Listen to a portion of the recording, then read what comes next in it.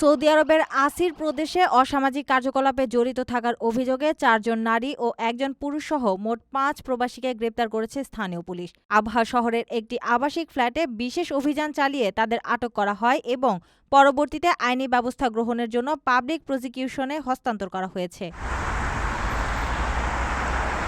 Saudi গ্যাজেটের প্রতিবেদন অনুযায়ী, মানব পাচার প্রতিরোধ ও জননিরাপত্তা রক্ষা বিষয়ক বিশেষ বিভাগের সঙ্গে সমন্বয় করে আসির পুলিশ এই অভিযানটি পরিচালনা করে। আইনশৃঙ্খলা রক্ষাকারী বাহিনীর কাছে আগে থেকে গোপন তথ্য ছিল যে ওই আবাসিক ভবনটিকে অনৈতিক কাজের কেন্দ্র হিসেবে ব্যবহার করা হচ্ছে। সেই তথ্যের ভিত্তিতেই পুলিশ সেখানে হানা দেয় এবং অভিযুক্তদের গ্রেপ্তার করতে সক্ষম হয়। গ্রেপ্তারের পর অভিযুক্তদের বিরুদ্ধে প্রয়োজনীয় প্রাথমিক আইনি প্রক্রিয়া সম্পন্ন করা হয়েছে। এরপর তাদের পরবর্তী বিচার ও শাস্তির জন্য সরকারি কৌঁসুলির দপ্তরে পাঠানো হয়েছে। সৌদি আরবে আইনশৃঙ্খলা রক্ষা ও সামাজিক নৈতিকতা বজায় রাখতে প্রশাসন যে জিরো টলারেন্স নীতি গ্রহণ করেছে, এই অভিযান তারই একটি অংশ বলে জানিয়েছে কর্তৃপক্ষ।